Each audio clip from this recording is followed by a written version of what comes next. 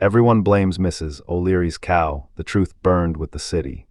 On October 8, 1871, Chicago was a tinderbox, not metaphorically. The entire city, wooden buildings, wooden sidewalks, wooden water pipes, had been dried to kindling by months without rain. One spark was all it would take, and that spark, according to official records and newspapers of the time, came from a cow named Daisy, owned by an Irish immigrant woman on Coven Street. But here's where the real mystery begins. The official story was simple. Mrs. Catherine O'Leary's cow kicked over a lantern. The fire started in her barn. Within hours, it consumed over 3 square miles. Within days, nearly 300 people were dead. But when you examine the original testimony, something doesn't add up. Mrs. O'Leary herself was not even in the barn that night, so who was? Witnesses reported seeing several young men in and around the property.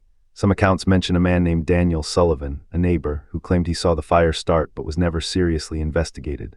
Others spoke of transient workers, gamblers, even a man with a wooden leg. The accounts were contradictory, confused, and quickly dismissed. Why would authorities move so fast to blame a cow when eyewitness testimony suggested otherwise? The answer lies in what Chicago was in 1871. It was a city of radical wealth inequality.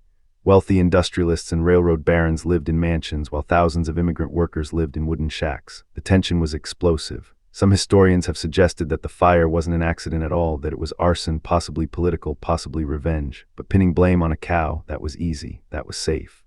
In 1997, the Chicago City Council officially exonerated Mrs. O'Leary and her cow. But that's only part of the story. The exoneration was based on new evidence and historical review, yet the original investigation had been so sloppy, so rushed, that we may never know what truly happened that night. Think about that.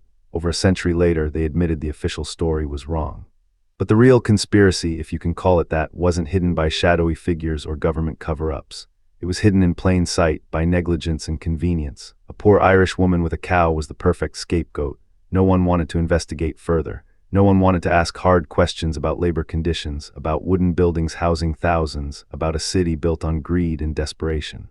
What happened in the days after the fire is equally revealing. The wealthy rebuilt immediately. They had insurance, they had resources, they had connections. The poor, many lost everything. Families were displaced, workers had no homes, no jobs, no safety net. And the city's response was to rebuild with the same wooden structures, the same fire hazards, the same conditions that had created the disaster in the first place.